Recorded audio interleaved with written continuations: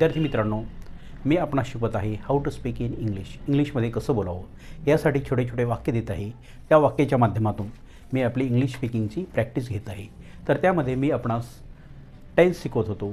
तर मी आपणास शिकवले होते 3 टेन्स, म्हणजे ते साधे काळ, simple present tense, simple past tense आणि सिम्पल फ्युचर टेन्स आपला चालू आहे.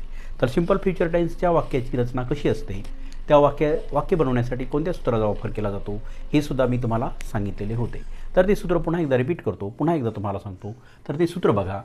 कर्ता अधिक शॅल विल अधिक क्रियापदाचे पहिले रूप अधिक कर्म, म्हणजेच कर्ता अधिक शॅल विल अधिक मेन व्हर्ब अधिक ऑब्जेक्ट, अशा पद्धतीने हे सूत्र आहे.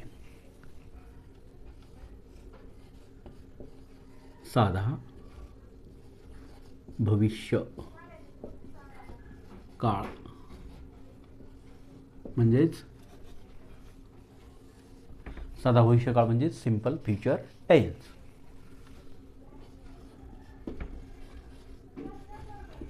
Simple future tense. Simple future tense याचं सूत्र बघा. अगदी तुम्हाला समजल तुमच्या भाषेमध्ये मी सूत्र देत आहे. कर्ता अधिक शॅल किंवा विल अधिक क्रियापदाचे पहिले रूप, क्रियापदाचे पहिले रूप अधिक कर्म. यालाच इंग्लिशमध्ये कसं म्हणतात? Subject plus shall will plus main verb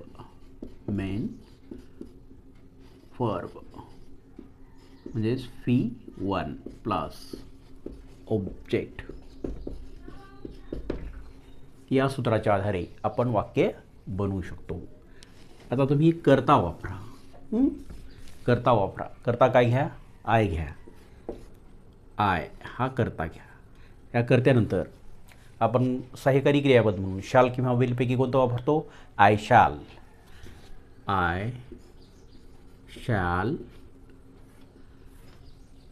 I शाल नंतर क्रियापदाचे पहिले रूप, तर मग आपण गो वापरू. आय शाल गो. मी जाईन. कुठे जाईन? To school. आय शाल गो टू स्कूल. मी शाळेत जाईन. मी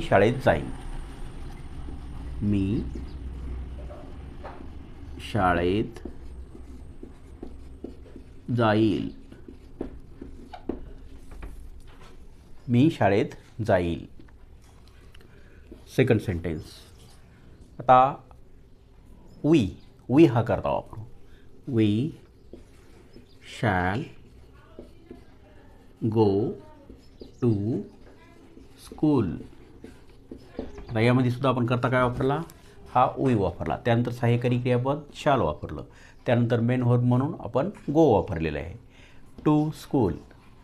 आता मेन व्हर्ब गो, याचं दुसरं आणि तिसरं रूप कोणतं? Go, went, gone. पहिलं गो, दुसरं वेंट आणि तिसरं गॉन. आम्ही शाळेत जाऊ.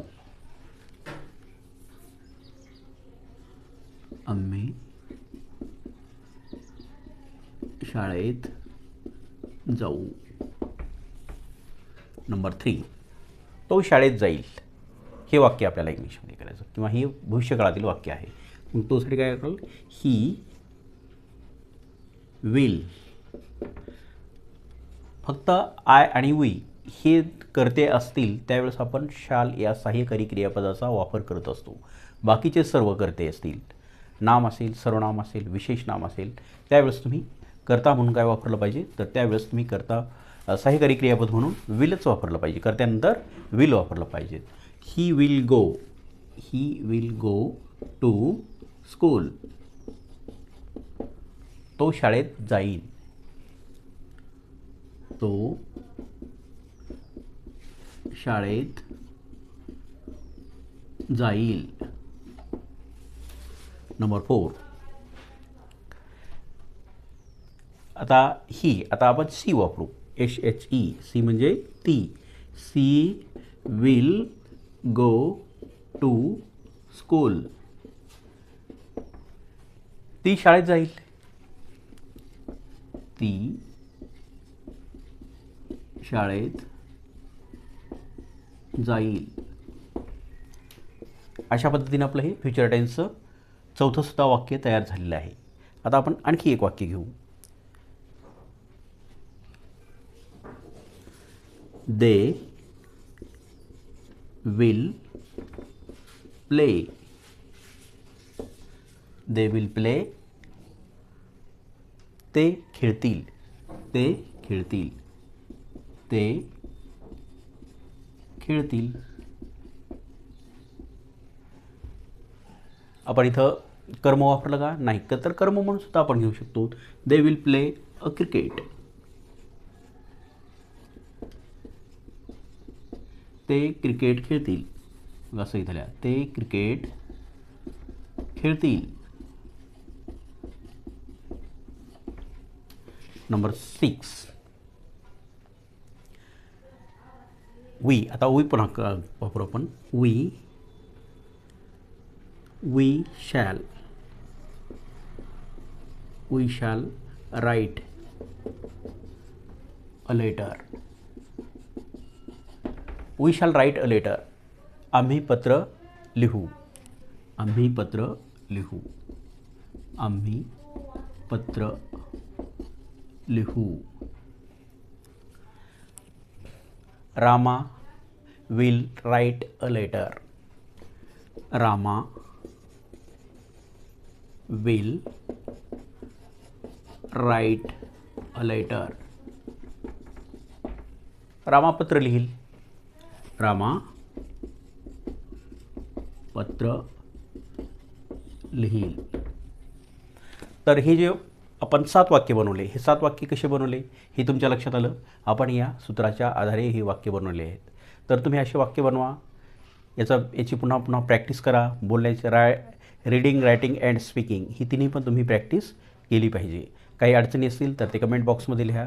या व्हिडिओला जास्तीत जास्त आपल्या मित्रांना, नातेवाईकांना शेअर करा. नवीन बघत असतील चॅनलला सबस्क्राईब करा आणि कमेंट बॉक्समध्ये कमेंट लिहा. हा व्हिडिओ तुम्हाला कसा वाटला. Thanks for watching.